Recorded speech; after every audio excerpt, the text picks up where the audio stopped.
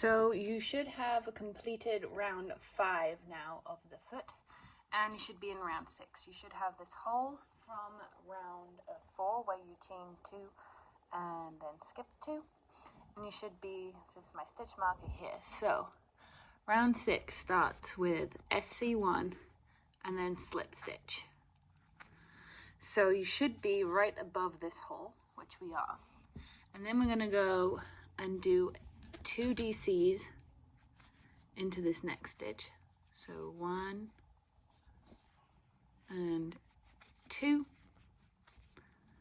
And then we're going to slip stitch into the next 2, which will be the space between the toes.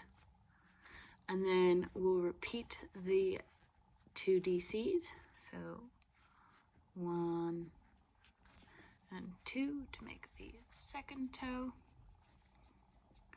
And again, double slip stitch, 1 and 2, and then again, 2 DCs to make the third toe,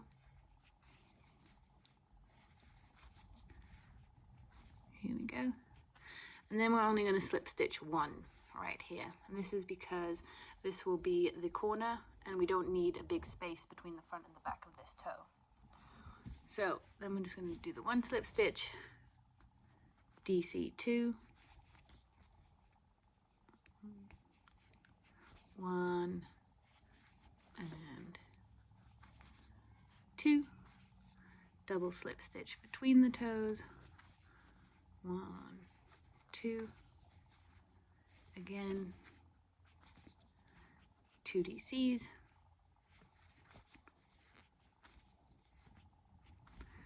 2 slip stitches between,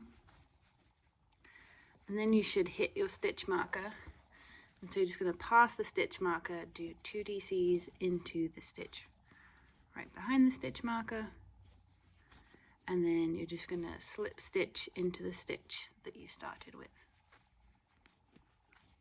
So you should have 3 toes at the front here and 3 toes at the back. I'm going to cut this now, and I'm going to leave a really nice long end because I'm going to have to sew it shut. I'm going to cut, and I'm going to pull this out and then get rid of my stitch marker, and at this point you can stuff the toe. So to get some stuffing real quick,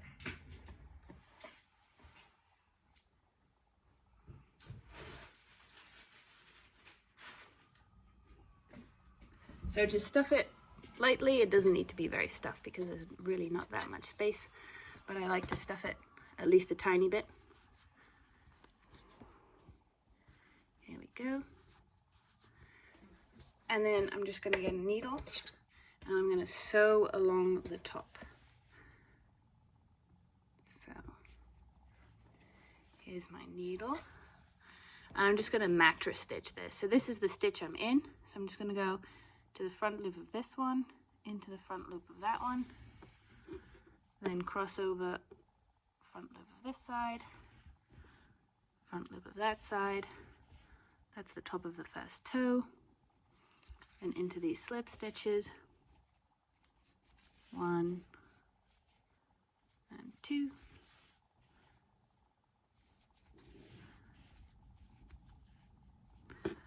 then the 2 DCs from the next toe, 1 and 2,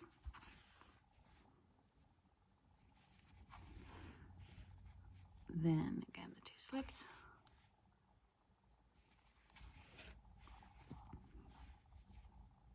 and 2, and lastly these 2 DCs. And you'll see that you should, because we only did 1 slip stitch at the end, have 1 stitch here left over at the end. That's fine. What we're going to do is I'm going to go down into this stitch and I'm going to pop out like a little bit lower here, and then I'm going to grab this stitch and I'm going to pull it down, and this just rounds off this corner. So now I'm just going to go to the other side, pop out here, grab this stitch that should be hanging around pretty freely because we didn't use it, and pull down. And that just kind of shapes your foot a bit better. And then just weave it in.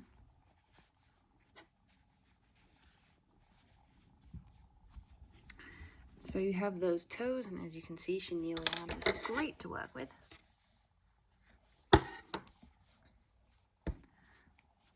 No fluff at all. So now that you've done the toes, you'll have your little hole still here for the thumb.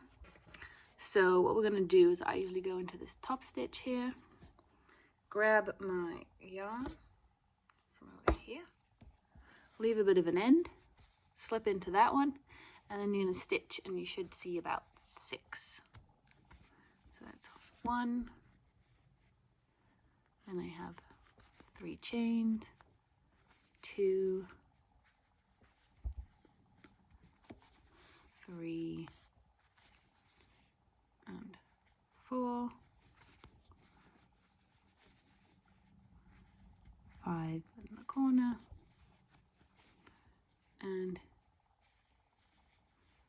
find another 6 down here. Let's go around 6, and then we're going to do 1 decrease. Kind of can be hard to see. Gets a bit fiddly when it gets this tight. Decrease, and then another 1 here.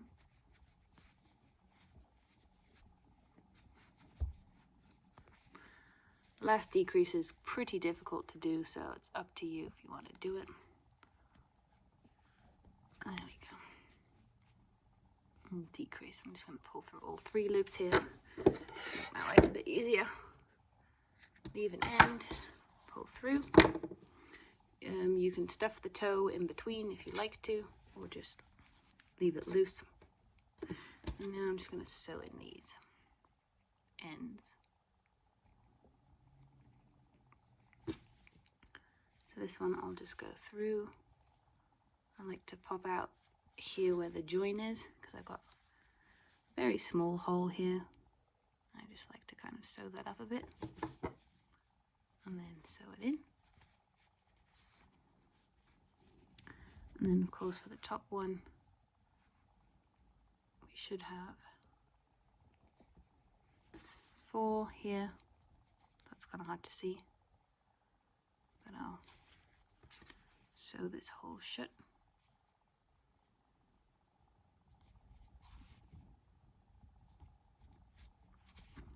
Pull it down to kind of shape the thumb.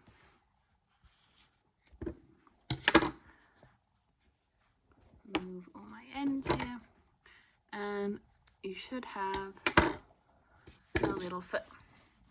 Now, I've already made the 1 foot. So this one I made a foot with the thumb pointing in this direction.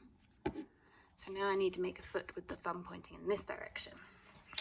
Obviously, don't make 2 left feet. It might look a bit awkward. Just clean up a bit. So what I'm going to do for this is I am going to find the stitch kind of at the thumb, but like 2 stitches in. So around about here. And I'm going to stick my needle, my hook in there, and I'm going to get my contrast yarn. If I can find it. Well, my main color. And I'm going to pull up a stitch right here. And now I need to do an 8 loop around here. So I want to get a circle that goes around here. So I'm going to SC up 1, along 3-ish.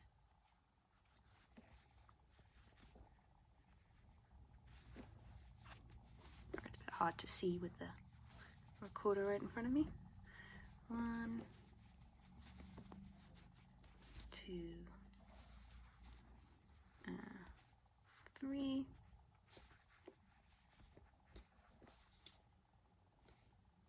Make sure I'm matching up with this one, which I'm not. So I went too high. Supposed to stay on this row. Okay, that was right. It gets pulled down later. 1, 2, 3,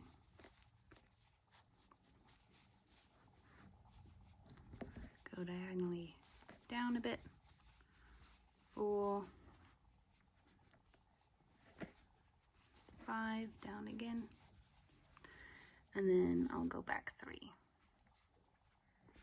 So 6,